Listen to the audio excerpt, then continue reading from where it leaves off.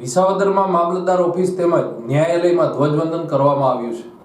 વિસાવદર મામલતદાર ઓફિસે નાયબ મામલતદાર MM રથવી દ્વારા 75માં ગણતંત્ર દિવસે દેશની આન બાન શાન સમા રાષ્ટ્રધ્વજને સલામી આપી હતી।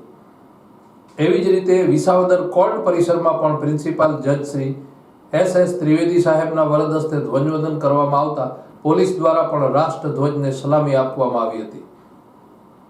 આ તકે JM શ્રીમાળી તેમજ SS ત્રિવેદી સાહેબ દ્વારા નાના બાળકો તેમજ પોલીસ, હોમગાર્ડ, JRD જવાનો સાથે ફોટો સેશન કરીને ખરા અર્થમાં ગણતંત્ર દિવસ ઉજવ્યો હતો।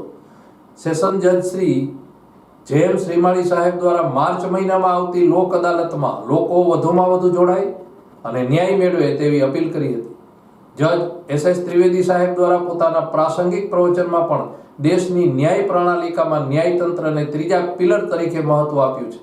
વિસાવદર બાર એસોસિએશનની લાઇબ્રેરીમાં નવા પુસ્તકો, બંધારણ આર્ટિકલ વાંચવા તેમજ લોકોને પણ તેની સમજ આપવી અને જ્યારે રાષ્ટ્રીય ઉત્સવ હોય તેમાં નાના બાળકોને ખાસ હાજર રાખાવીને તેને પણ બંધારણની તેમજ પોતાના હક વિશેની માહિતી આપો તેવું જણાવ્યું હતું। વિસાવદરના સિનિયર ધારાશાસ્ત્રી ભાસ્કરભાઈ જોશીએ ગણતંત્ર વિશેની માહિતી આપી હતી।